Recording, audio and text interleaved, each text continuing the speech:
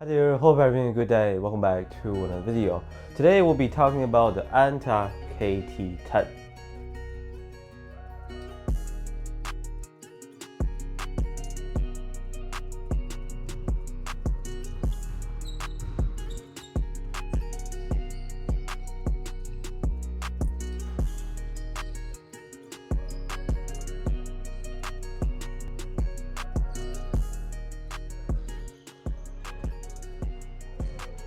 So this is a 10 signature shoe of Klay Thompson.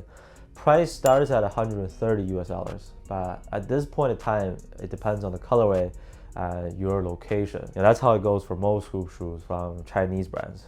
If you're interested in this pink colorway or previous KT shoes that are on sale, I'll leave you a link to get them in the description. Kickzone.com has been my go-to site for a lot of these hoop shoes from Li-Ning, Anta. They always have a complete selection with some colorways that you won't see elsewhere. Yeah, Klay has been holding it down for Anta for a decade. His signature line usually represents flagship. So we'll usually see either their best stuff or their new stuff on his shoes. Remember the KT8? They did this convertible collar thing between a high top and a low top. This was kind of a gimmick to me. 9 is just solid. My favorite was the KT4. They also came with different variations of the upper. KT3 was pretty nice too. Some of his budget models were dirt cheap and incredibly good, even in today's standard. Anyways, the 10 here goes right up there. Will this be his best shoe ever? Let's get into the different aspects.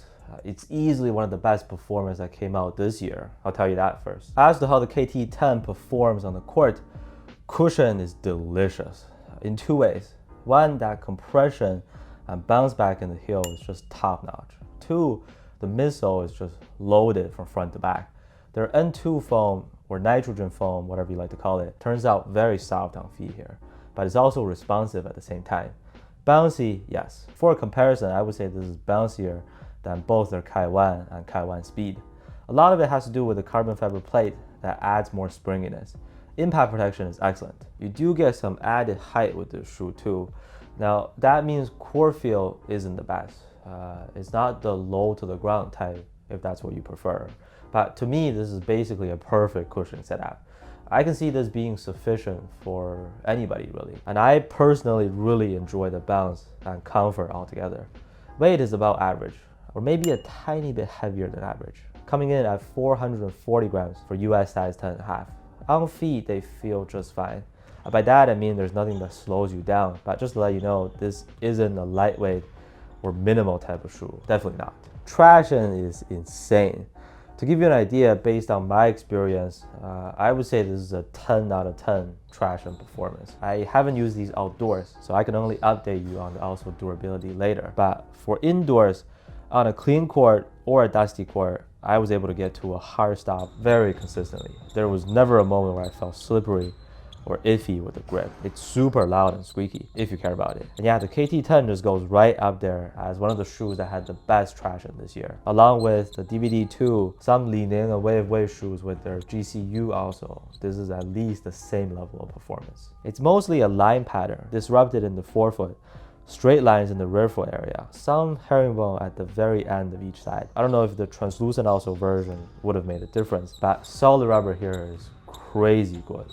I repeat, crazy good. With the fit, standard true to size fit. Nothing too special here really. Anta sizing isn't confusing at all to me. Whatever US size you normally wear, you can safely go ahead with that. For me, I'm usually a 10.5. A lot of Adidas hoop shoes I size down to a 10. Some narrow ones, some wave shoes I size up to an 11. Here with the KT10, the 10.5 fits me perfectly, and it's a secure lockdown too. I did struggle a little bit to put these on the very first few times, but later on with more usage, more break-in time, these guys are spot on, both lengthwise and widthwise. Not much heel slippage, not too tight. I think if you have very wide feet, you can consider going up a half size, but otherwise these run true to size for most people, I believe. Yeah, the highlight here is lockdown. No dead space inside. If they made it any narrower than it is now, especially around the toe box, then that might be concerning. But the way it is, easy sizing decision. Material isn't something that impresses me based on the texture. It's more on the plasticky side instead of the soft and plush side, but it does not cause any pinching. There's nowhere on the upper hurting my feet, so functionality is solid. On the interior, there's a soft and spongy layer that offsets how firm it is on the outside. In this aspect, I will say the Kaiwan takes a slight edge with how their material conforms to your movements, but they all work just fine, and I'm sure this material feels better than the new Shockwaves. Here I do have to mention that one advantage of the KT10 is stability. Upper rigidity, lateral containment, all nice and firm. It never felt shaky or unstable when you're shifting and turning. Torsional support is also strong. Like, this shoe cannot be bent or twisted in shape. I was already putting a good amount of force there. These arms might not have much strength in them, but they've touched a lot of shoes, I'll tell you that. I mean, you can immediately feel the sturdiness provided by this build in a good way. Design-wise, nothing much I can comment on regarding the shape of the silhouette. Pretty rounded out, no stiff corners, crazy extension, and sharp pieces sticking out. It's more of a safe design that abides by their general formula. That's usually not bad. I mean, all subjective here, but like I said, it's safe, shouldn't be polarizing. You know, let the colorways do the talk. I do have a small complaint about the first batch of colorways that came out. These solid ones are fine, but they did come up with a bunch of these like rainbow colors. One, a few of them look really similar to each other. Two, take the Rocco colorway for example. Rocco is Klay's dog, by the way. Each year they make a colorway dedicated to Rocco on his shoe, which I think is really cool. Kind of like the KD on Pearls, like the stable in the signature line. No disrespect on Pearl, you get the reference. Well, I actually do like my dog. Rocco usually turns out as a white or beige color base with some bone patterns. This year it's all rainbowed out too. They do have some explanations for these colors. Yellow for hope, red for enthusiasm and aggression. Anyways, yeah, to avoid confusion, I don't want anything to do with that personally. Before we go severely out of topic, overall, I would place the KT10 into the S tier, elite status.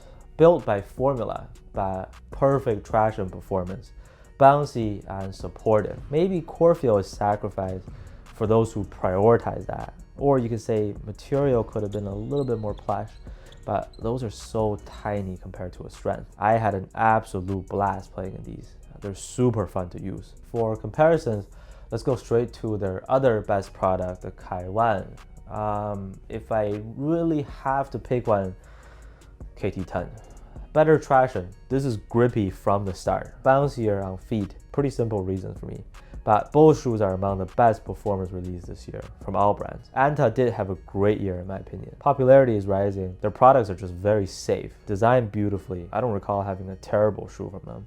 Not in recent memory actually. Is there a shoe from the past that this reminds me of?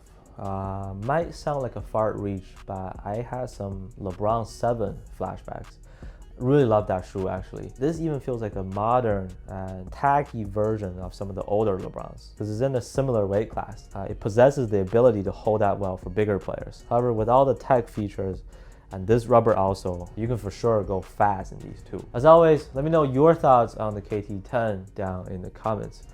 My experience, you know by now, it was incredibly good, but love to hear what you think. Thank you so much for watching, and I'll see you next one.